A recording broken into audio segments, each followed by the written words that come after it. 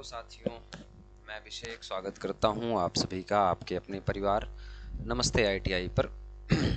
आप सबको पता है ये हमारा सारथी बैच चल रहा है जिसकी क्लासेस आपको रेगुलर मिल रही हैं। ये सारथी बैच सिर्फ और सिर्फ बीआरओ एग्ज़ाम के लिए ही नहीं, बीआरओ ड्राइवर भर्ती के लिए ही नहीं, इसके अलावा भारत सरकार, राज्य सरकार के अंतर्गत निकलने वाले विभिन्न सेक्टर्स में, विभिन्न जितने भी आपके डिपार्टमेंट्स हैं वहाँ पे जो भी ड्राइवर की भर्ती आती है दोस्त, वहाँ के लिए आपके लिए ये बैच जो है पूरा यूज़फुल होने वाला है। तो मैं आशा करता हूँ कि जो भी पीछे की क्लासेस हम लोग कवर कर रहे हैं वो सारी की सारी क्लासेस आपको अच्छी लग रही होंगी, पसंद आ रही होंगी। बाकी इसके अलावा कुछ भी अगर इशू है, कुछ प्रॉब्लम है, कुछ आपको सवाल है, कुछ बात करना है हमसे, तो हमारा कॉन्टैक्ट नंबर, हमारा एप्लीकेशन, सारी चीज़ें आपको दी हुई हैं, लिंक डिस्क्रिप्शन में है। क्लियर साथी? आज की जो हमारी क्लास है, आज हम लोग क्या कवर करने वाले हैं। सबसे पहले थोड़ा सा हम लोग पीछे जाते हैं और ये देख लेते हैं कि पिछली क्लास में हमने क्या पढ़ा है ना। पिछली क्लास में हमने क्या पढ़ा साथी? पिछली कक्षा में हमने क्या सीखा, उसको रिवाइज करके आइएगा। क्या सीखा है ना। देखिए, सबसे पहला लेक्चर हमारा हुआ जिसमें हम लोगों ने ऑटोमोबाइल इंडस्ट्री के बारे में समझा, ऑटोमोबाइल इंडस्ट्री के बारे में और उसके हिस्ट्री के बारे में समझा, इतिहास के बारे में समझा। दूसरी क्लास हमारी हुई जिसमें हम लोगों ने हैवी व्हीकल के बारे में पढ़ा। हैवी व्हीकल इसका मतलब कि भारी वाहन, और जो भारी वाहन या वाहन होते हैं उनमें कौन कौन से एलिमेंट से मिलकर के बना होता है, ये दो क्लास हम लोग चर्चा कर चुके हैं। प्लेलिस्ट बनी है दोस्त हमारे YouTube चैनल पे, प्लेलिस्ट में जाइएगा, ड्राइवर क्लासेस के नाम से बनी हुई है। किसी भी ड्राइवर भर्ती की परीक्षा कर रहे हो, उस प्लेलिस्ट में जो भी क्लास डली हुई हो, अभी ऑब्जेक्टिव की सीरीज भी आने वाली है, प्रैक्टिस भी हम लोग खूब सारा करने वाले हैं, वो आप लोग जाकर के देख लेना। आज की हमारी थर्ड क्लास क्या है? Motor vehicle act. Motor vehicle act, ये आज की कक्षा है ना। मोटर व्हीकल एक्ट 1988, अभी जो हमारे यहाँ भारत सरकार के द्वारा चलाया जाने वाला मोटर व्हीकल एक्ट है वो 1988 लागू है इस टाइम पे, प्रेजेंट में। आज 2024 में मैं आपकी क्लास ले रहा हूँ। इस टाइम पे जो हमारे मोटर व्हीकल एक्ट काम कर रहे हैं, जो लागू हैं, वो कौन सा है? 1988 है। चलिए कुछ चर्चा करते हैं इसके बारे में। थोड़ी सी मोटर व्हीकल एक्ट के इतिहास के बारे में समझते हैं। मोटर व्हीकल एक्ट की ज़रूरत क्यों पड़ी? क्योंकि वाहन है ना, जैसे इंसान होते हैं है ना, उनका एक आधार कार्ड बना होता है, उसी प्रकार से मोटर वाहन होते हैं, वो कुछ न कुछ रूल रेगुलेशन से बंधे होते हैं। उन रूल रेगुलेशन के लिए क्या यातायात नियम हो सकते हैं, कौन चला सकता है, बहुत सारी उसमें अवधारणाएं निश्चित की जाती हैं। उसके लिए हमको एक एक्ट बनाना पड़ा जिसको हमने क्या बोला? मोटर व्हीकल एक्ट बोला। सबसे पहले मोटर व्हीकल एक्ट 1914 में स्टार्ट किया गया। 1914 के बाद उसमें कुछ चीज़ें परिवर्तित की गई और फिर से मोटर व्हीकल एक्ट जो है, नया मोटर व्हीकल एक्ट लागू किया गया। वो कब लागू किया गया? 1939 में। और 1939 में एक चीज़ जो थी वो बहुत महत्वपूर्ण थी, वो क्या थी आपकी? थर्ड पार्टी इंश्योरेंस,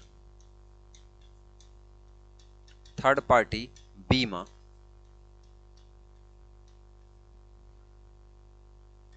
जरूरी हुआ सभी वाहनों के लिए, है ना। किसके लिए? सभी वाहनों के लिए। आपसे पूछ सकता है, सभी वाहनों के लिए। इतनी बात क्लियर हुई दोस्त। फिर क्या हुआ?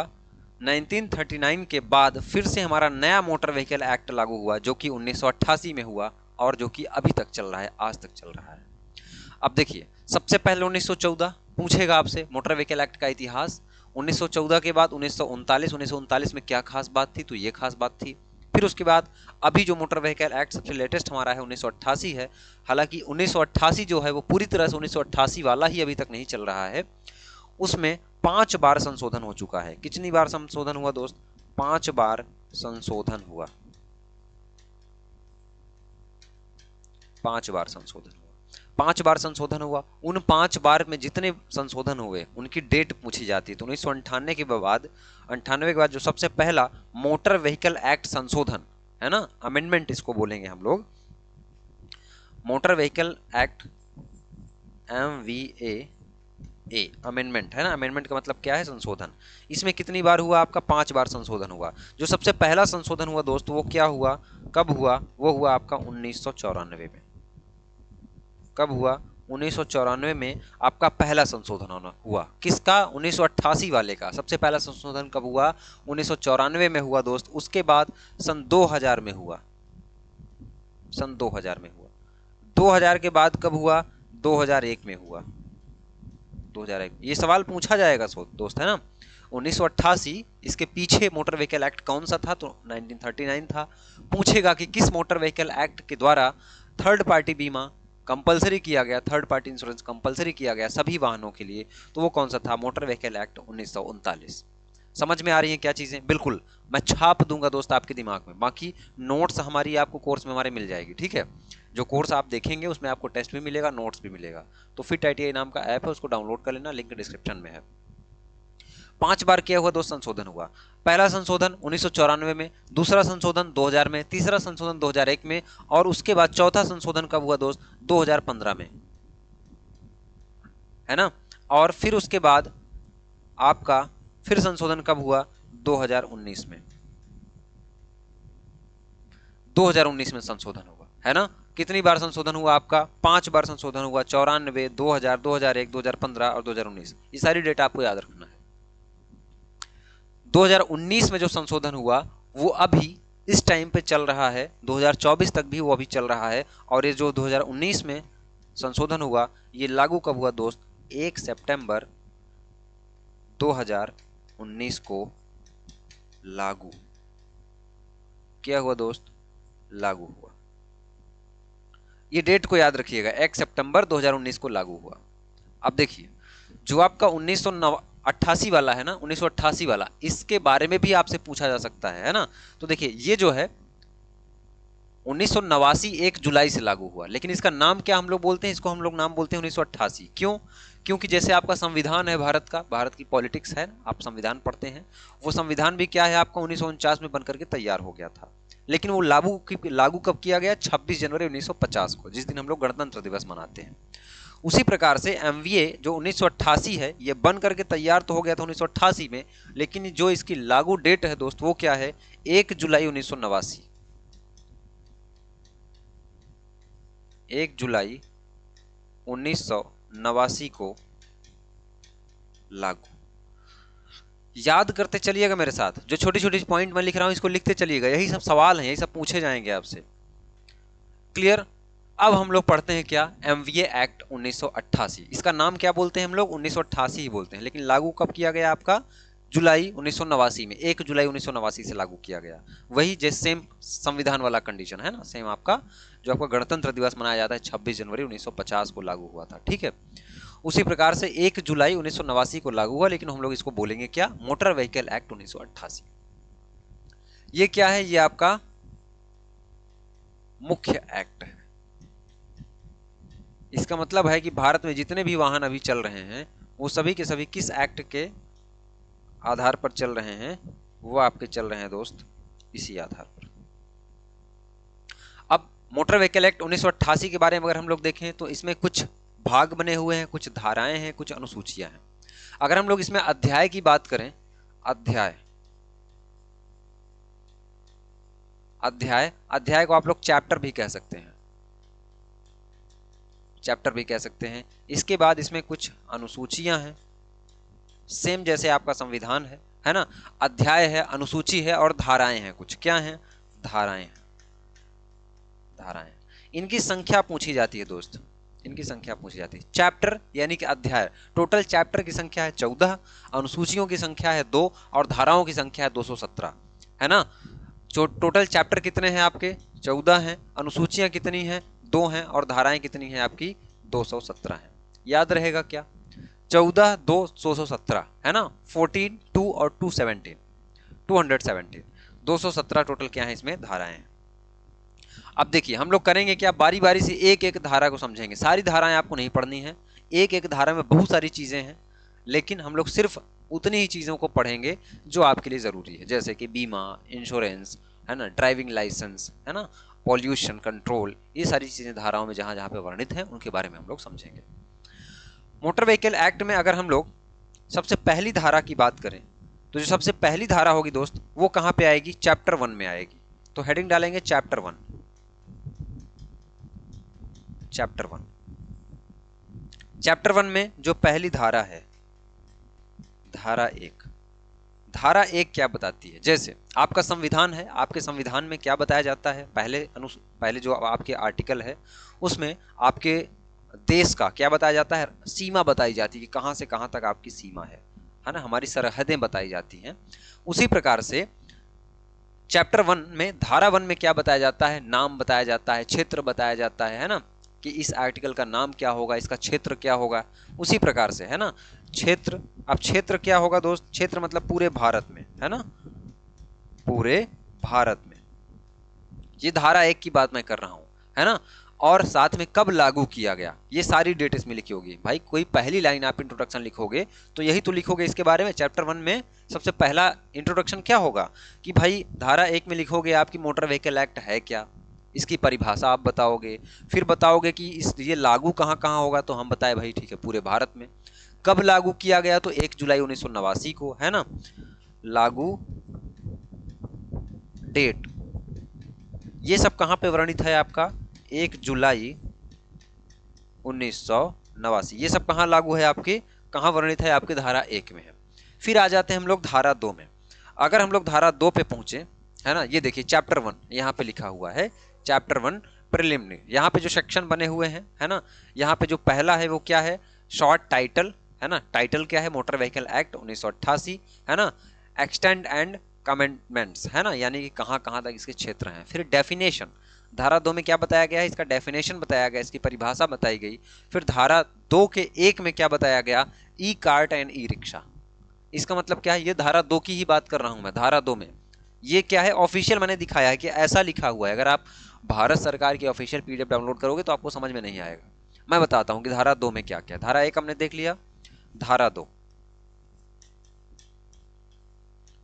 इस पूरी क्लास को आप लोग दवाई समझ के देखिए, कड़वी लगेगी, समझ में नहीं आएगी, लेकिन भाई फायदा बहुत करेगा ये, है ना। आपकी परीक्षा में अगर आपको ड्राइवर बनना है, सरकारी नौकरी चाहिए, तो जी जान लगा के जबरदस्ती की आपको पढ़ाई करनी पड़ेगी। चाहे आप जबरदस्ती पढ़ो, चाहे आप खुशी खुशी पढ़ो, आपको लगातार मेहनत करना पड़ेगा, है ना। और 2-4 महीने आप पढ़ लोगे जम के तो मर नहीं जाओगे, है ना। तो इसलिए मेहनत लगातार करो, कैसी भी बोरिंग लेक्चर लगे, कैसा भी नोट्स लगे, आपको ये लग रहा है कि क्या सब्जेक्ट में पढ़ रहा हूँ, लेकिन पढ़ना है आपको दोस्त, है ना। मोटर व्हीकल एक्ट छोटा सा तो चैप्टर है। धारा 2 में क्या है दोस्त, धारा 2 में है online taxi.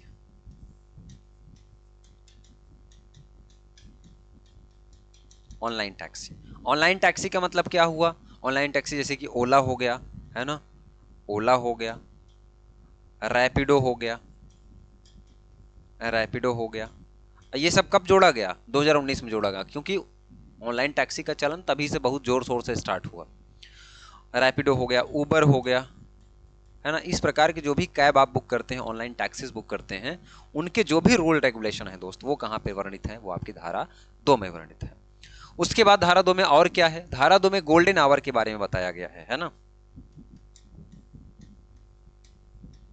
Golden hour, golden hour क्या है, गोल्डन आवर वो टाइम पीरियड होता है जैसे किसी का एक्सीडेंट हो जाता है, किसी के साथ दुर्घटना हो जाती है किसी प्रकार की, तो जो शुरुआती का 30 से 1 घंटे का, 30 मिनट से 1 घंटे का समय, कब, एक्सीडेंट से, एक्सीडेंट से, है ना, एक्सीडेंट से शुरुआती का 30 मिनट से 1 घंटे का जो टाइम होता है वो गोल्डन आवर कहलाता है।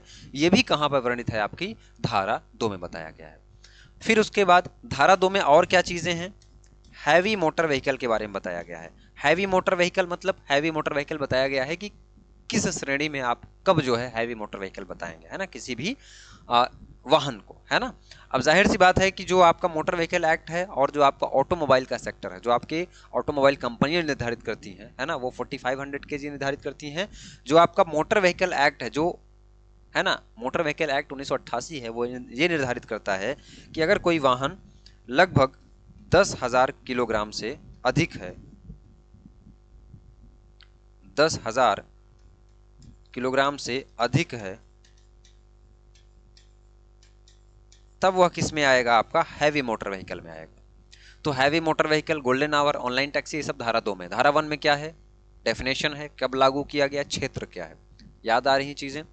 इसके अलावा क्या है, अब हैवी मोटर व्हीकल तो ये हो गया कॉमर्शियल वाला। अब हैवी मोटर व्हीकल एक बस वाला होता है ना, जो डबल डोर बस होती है, एसी बसेस होती हैं। तो इसी में हैवी मोटर व्हीकल यात्रियों वाला है ना, यानी पैसेंजर वाला, उनके लिए क्या रूल रेगुलेशन है ये भी बताए गए हैं। अब भाई इन सब में क्या रूल रेगुलेशन हो सकता है, अब जैसे यात्री वाला है तो यहाँ पे फर्स्ट एड बॉक्स होना चाहिए, पकड़ने के लिए हैंडल होने चाहिए, सीट्स होनी चाहिए बैठने के लिए, ये सब रूल रेगुलेशन है। उनको कैसे चलाना चाहिए, कितने लोगों की यात्रा आप उसमें करा सकते हैं, उसमें 2 ड्राइवर जरूरी है, सारी चीज़ें हैं, ज़्यादा डिटेल में जाना नहीं है।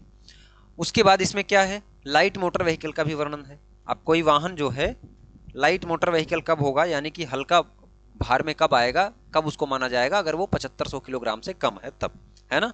अगर वो 7500 किलोग्राम से कम है। ये सारी परिभाषाएं कहां पर वर्णित है, आपकी धारा 2 में वर्णित है। इसके अलावा एक चीजें और इसमें वर्णित है, जैसे आपने देखा होगा, आपने क्या देखा होगा, आपने देखा होगा कई बार कि कहीं पे आप यात्रा कर रहे हैं, किसी रोड से जा रहे हैं, तो कोई एक सिंबल बना हुआ है सर्कुलर आकार का, उसमें एक एरो बना है राइट साइड का, इस प्रकार के कई सारे चिन्ह आप लोग देखते होंगे। उन चिन्हों के बारे में कौन बताता है, तो मोटर व्हीकल एक्ट 1988 की धारा क्रमांक 2 में पूरी तरह से वर्णित है यातायात संकेत। क्या वर्णित है, यातायात संकेत, यानी कि ट्रैफिक साइन।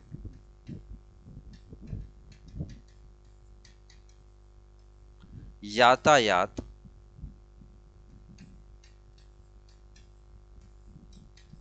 संकेत क्या कहते हैं हम लोग, यातायात संकेत कहते हैं। अब देखिए ये हो गया आपका धारा 2। धारा 2 में बस आपको इतना ही जानना है।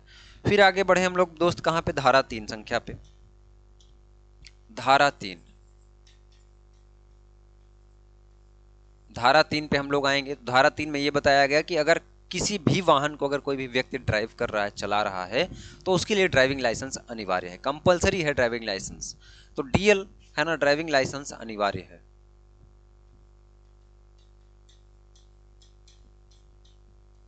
अनिवार्य है, ये कहां वर्णित है, धारा संख्या 3 में है। अब ड्राइविंग लाइसेंस अनिवार्य है, लेकिन किसके लिए, ऐसे वाहन के लिए जो 50 सीसी से अधिक हो, जो 50 सीसी से क्या हो, अधिक हो, ऐसे वाहनों के लिए ड्राइविंग लाइसेंस अनिवार्य है। धारा 4 में अब डीएल का ही पूरा चलेगा। बहुत आसान है, अगर आप धीरे से कड़ी को लगा करके चलोगे तो बहुत आसानी से आपकी चीजें क्लियर हो जाएंगी। डीएल अनिवार्य है। अब जो डीएल है वो बनेगा, है ना, कौन बनवा सकता है, वो कौन बनवा सकता है, उसके लिए क्या एज लिमिट है, वो किसमें बताया गया है, एज लिमिट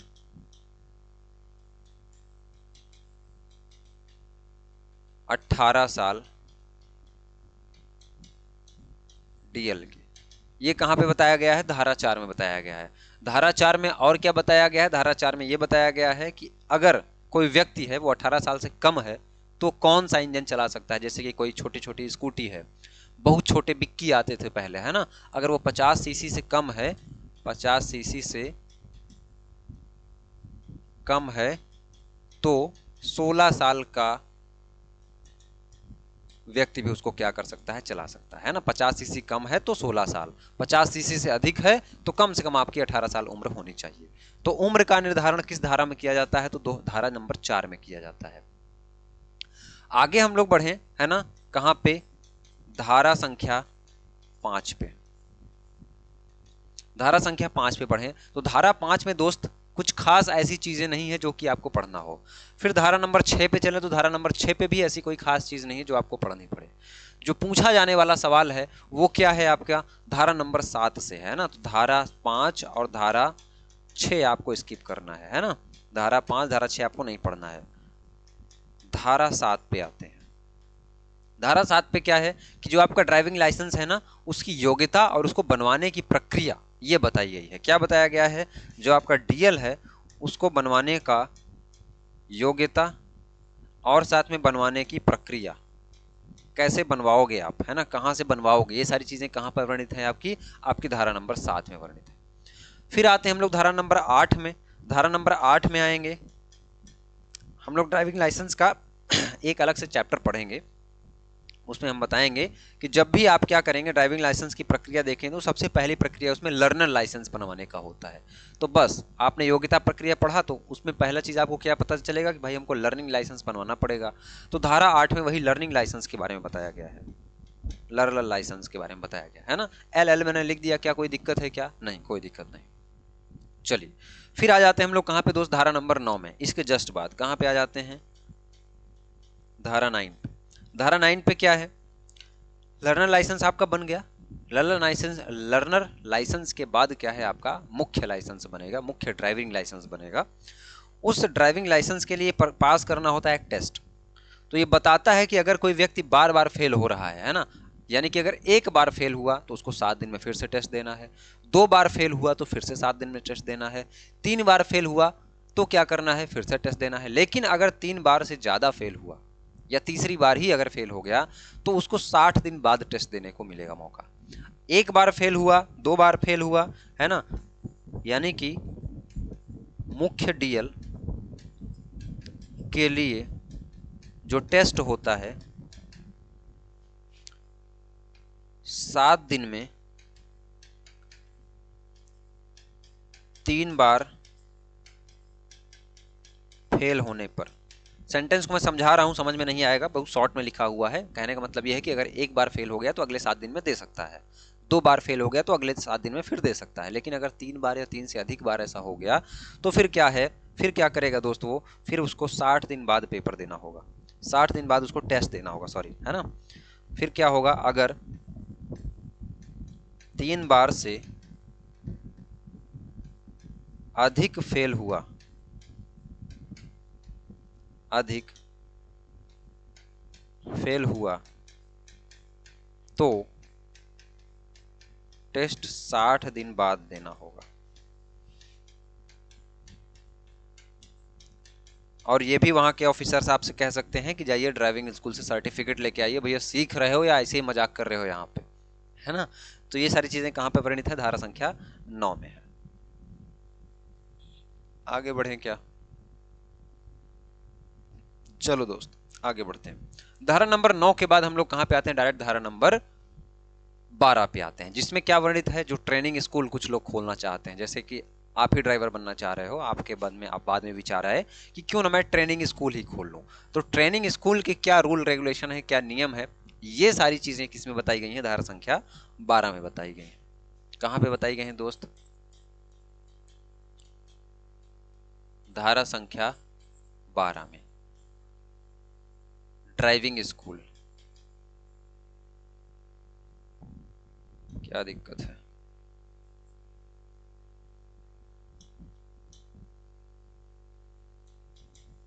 ड्राइविंग स्कूल के बारे में बताया गया। ड्राइविंग स्कूल के बारे में कहा, किस में बताया गया, धारा संख्या 12 में बताया गया है, ड्राइविंग स्कूल की सभी रूल रेगुलेशन। फिर धारा 13 हमको स्किप करना है, आना धारा 14 पे।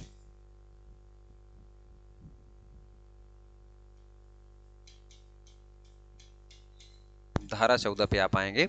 धारा 14 में क्या बताया गया है, जो आपका लाइसेंस है उसका टाइमिंग क्या होगा। जैसे अभी मैंने लाइसेंस बनवाया तो मेरे लाइसेंस का क्या टाइम है, कितने टाइम पीरियड तक वैलिड रहेगा। देखिए अगर इसमें लिख लीजिए पहले कि लाइसेंस की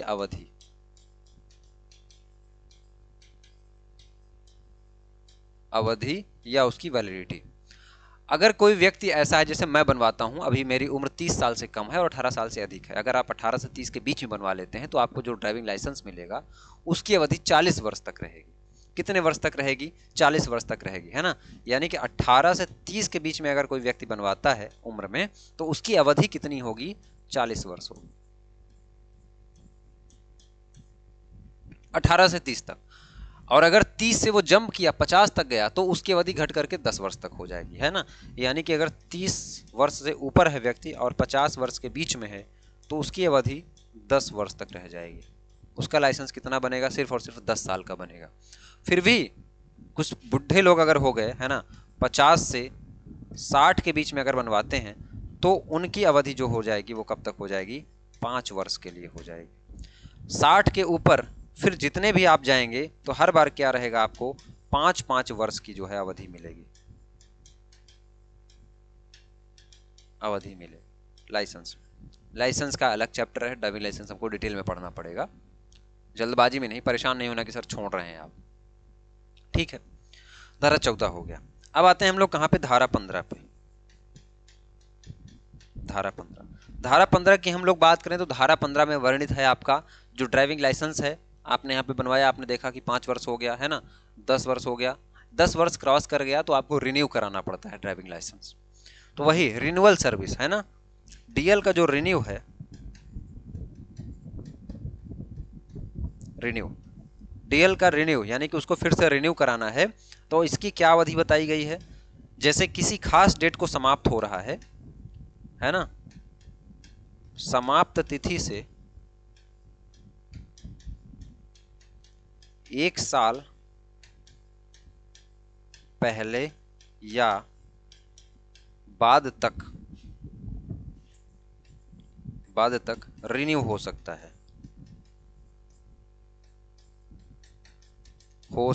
है, उसके बाद आपका क्या रहेंगे, अगर रिन्यू कराएंगे इससे बाद तो क्या होगा, दिक्कत होगी, आपको टेस्ट देना पड़ेगा। 1 साल के, जैसे आपका आज खत्म हो रहा है तो आज से 1 साल पहले भी आप अप्लाई कर सकते हैं, है ना, 1 साल की ड्यूरेशन इधर भी और आगे भी, तब आपको कोई टेस्ट नहीं देना होगा, बस डॉक्यूमेंट सबमिट करने होंगे और आपका जो ड्राइविंग लाइसेंस है वो क्या हो जाएगा, बिना किसी टेस्ट के पास हो जाएगा। धारा नंबर 16 पे अगर हम लोग आए तो ड्राइविंग लाइसेंस का रद्दीकरण है ना, धारा 16 पर, तो डीएल का रद्द किया जाना,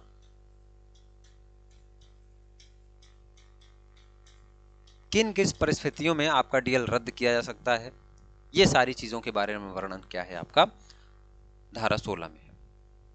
धारा 17 पे आए हम लोग, तो डीएल अगर आपका रद्द हो चुका है तो उसकी आपको अपील करना है ना,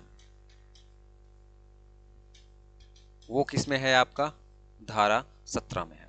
धारा 17 के बाद फिर हम जाएं तो आपका धारा 18 पे पहुंचते हैं, तो धारा 18 में क्या है कि केंद्र सरकार के अगर कुछ वाहन है, जैसे कि भारत सरकार, जैसे आप बीआरओ का ही आप वाहन चलाएंगे, तो उस कंडीशन में क्या होता है कि अगर भारत सरकार की किसी भी गाड़ी को अगर आप चला रहे हैं, सरकारी गाड़ी को, तो उस कंडीशन में भारत सरकार ये निर्धारित करेगी कि आपका टेस्ट लेना है या नहीं लेना है, समझ रहे हैं, वो भारत सरकार के लिए छूट दी गई है धारा 18 में। धारा 18 में भारत सरकार के वाहनों पर विशेष छूट, किस बात पर, टेस्ट पर। इतनी बात क्लियर हुई धारा 18 तक। इसके बाद अभी हम लोग क्या करते हैं, इस क्लास को रोकते हैं, छोटा छोटा करके पढ़ते हैं जिससे आपको समझने में आसानी हो, और छोटे छोटे टाइम पीरियड में पढ़ने से क्या होता है कि चीजें रिकॉल होती हैं। इसके आगे हम लोग बढ़ेंगे, और भी धाराएं, इंपॉर्टेंट धाराएं, इसके आगे बहुत ज़्यादा अच्छी अच्छी धाराएं हैं आपको देखने को मिलेंगी, लेकिन ये स्टार्टिंग से लेकर के 18 धाराएं तक बहुत इंपॉर्टेंट है, क्योंकि ड्राइविंग लाइसेंस के बारे में बहुत ही विशेष करके बल दिया गया है, जो कि काफ़ी कंपलसरी हो जाता है आपके एग्जामिनेशन के लिए। तो मैं आशा करता हूं कि जो भी धाराएं मैंने अभी आपको समझाई, क्या मैं एक बार फिर से रिकॉल करूं, क्या ज़रूरत है, क्या, मुझे नहीं लगता, लगभग आपको सभी चीज़ें समझ में आई होंगी, है ना, क्योंकि लाइट कट चुकी है इसलिए क्लास रोकना पड़ रहा है अगर मैं एक्चुअल बताऊं तो, है ना, तो इसलिए थोड़ा सा पावर का इशू है, ठीक है, ओके। तो भाई ये आपका सारथी बैच है जो कि स्टार्ट हो चुका है, आप लोग फटाफट जुड़िए, और जिनको जल्दी से जल्दी चयन चाहिए, सिलेक्शन चाहिए, तो सारथी बैच में जुड़िए। इस सारथी बैच की फ़ीस जो है वो हमने कम कर दी है, 499 रुपये फ़ीस है ना, क्योंकि मुझे पता है कि बच्चे कितना मेहनत से पढ़ते हैं। और हाँ, आपको किसी प्रकार की कोई किताब लेने की ज़रूरत नहीं है, जो भी कंटेंट है काफ़ी सारा कंटेंट मैं आपको दे दूंगा, हमारी नोट्स आपको मिल जाएगी, हमारे टेस्ट आपको मिल जाएंगे, है ना, हमारी क्लासेस आपको मिल जाएंगी, video class, class notes, PDF, test series, सारे कुछ मिल जाएंगे इसमें। तो एप्लीकेशन की लिंक डिस्क्रिप्शन में है, जाकर के डाउनलोड करो। कुछ प्रॉब्लम है दोस्त तो हमसे बात करो, एप्लीकेशन पे हमारा नंबर मिल जाएगा, हमारा व्हाट्सएप नंबर मिल जाएगा, वहाँ पे आप हमसे डायरेक्ट चैट कर सकते हैं। मिलते हैं आपसे अगली क्लास में, तब तक के लिए धन्यवाद।